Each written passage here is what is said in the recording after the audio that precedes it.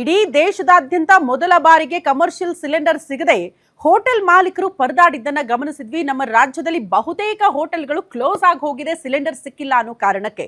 ಹಾಗಾಗಿ ಇದಕ್ಕೇನಾದ್ರೂ ವ್ಯವಸ್ಥೆ ಆಗುತ್ತಾ ಅನ್ನುವಂತ ಪ್ರಶ್ನೆ ಇತ್ತು. ಗ್ಯಾಸ್ಗಾಗಿ ಪರದಾಡ್ತಿದ್ದ ಹೋಟೆಲ್ಗಳಿಗೆ ಸಿಹಿ ಸುದ್ದಿ ಸಿಗ್ತಾ ಇದೆ.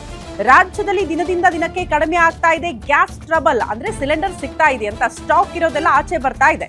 ಕಳೆದ 3 ದಿನಗಳಿಂದ ಸಿಲಿಂಡರ್ ಪೂರೈಕೆ 20% ಏರಿಕೆ ಆಗಿದೆ ಅನ್ನೋದರ ಡೀಟೇಲ್ ಸಿಗ್ತಾ ಇದೆ.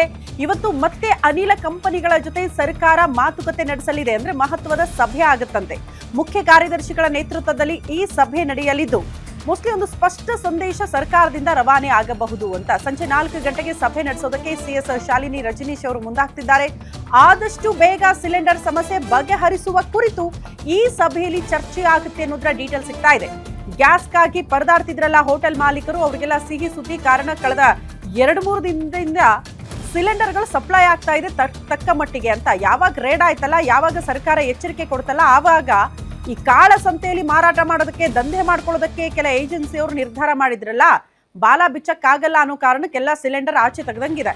ಹಂಗಾಗಿ ಸಪ್ಲೈ ಆಗ್ತಾ ಇದೆ ಅಂತೆ. ಇವತ್ತು ಸಭೆ ಆದ ಮೇಲೆ ಮೋಸ್ಟ್ಲಿ ಅದರ ಇಂಪ್ಯಾಕ್ಟ್ ಇನ್ನೊಂದು ಸ್ವಲ್ಪ ಜಾಸ್ತಿ ಇರುತ್ತೆ. ಒಳಗಡೆ ಇರೋ ಸಿಲಿಂಡರ್ಗಳನ್ನ ಮೋಸ್ಟ್ಲಿ ಹೋಟೆಲ್ಗಳಿಗೆ ಸಪ್ಲೈ ಮಾಡುವಂತಹ ನಿರೀಕ್ಷೆಯಲ್ಲಿ ಮಾಲೀಕರು ಕಾಯ್ತಿದ್ದಾರೆ.